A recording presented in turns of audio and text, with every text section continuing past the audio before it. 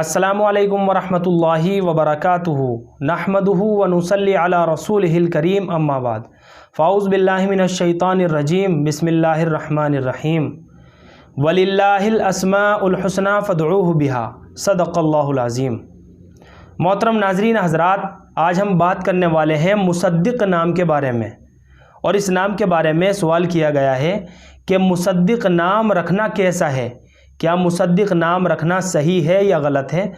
तो चलिए मोहतरम नाज़रीन हज़रात, इनके सवाल का जवाब भी देते हैं और मुसद्दिक़ नाम रखना बच्चे के लिए कैसा है। तो चलिए इस नाम की मालूमात को भी समझ लेते हैं। तो मोहतरम नाज़रीन हज़रात, मुसद्दिक़ नाम जो है, ये मुसद्दिक़ नाम ये हुज़ूर अकरम सल्लल्लाहु अलैहि वसल्लम के सिफ़ाती नामों में से एक नाम है। ये मुसद्दिक़ जो नाम है स्वाद के साथ और दाल के ऊपर तशदीद है, मुसद्दिक़, दाल 2 बार पढ़ा जाएगा।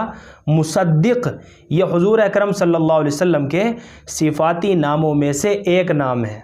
और ये मुसद्दिक़ नाम जो है ये रोमन नाम है और लड़कों के लिए मानी के एतबार से बहुत अच्छा और बहुत प्यारा नाम है। और मुसद्दिक़ नाम के माना आते हैं तस्दीक़ करने वाला, तायीद करने वाला, सच बोलने वाला, ये सब मुसद्दिक़ नाम के मानी में आते हैं।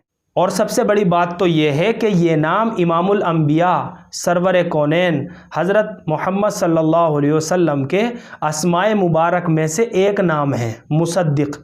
तो बच्चे का मुसद्दिक़ नाम रखना बहुत अच्छा है, बहुत मुबारक है और नेक फाली के तौर पर इंशाअल्लाह इस नाम के असरात भी बच्चे की ज़िंदगी के ऊपर पड़ेंगे।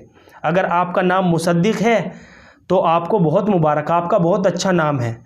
और अगर आप अपने बच्चे का मुसद्दिक़ नाम रखना चाहते हैं तो आप अपने बच्चे का मुसद्दिक़ ज़रूर नाम रखें।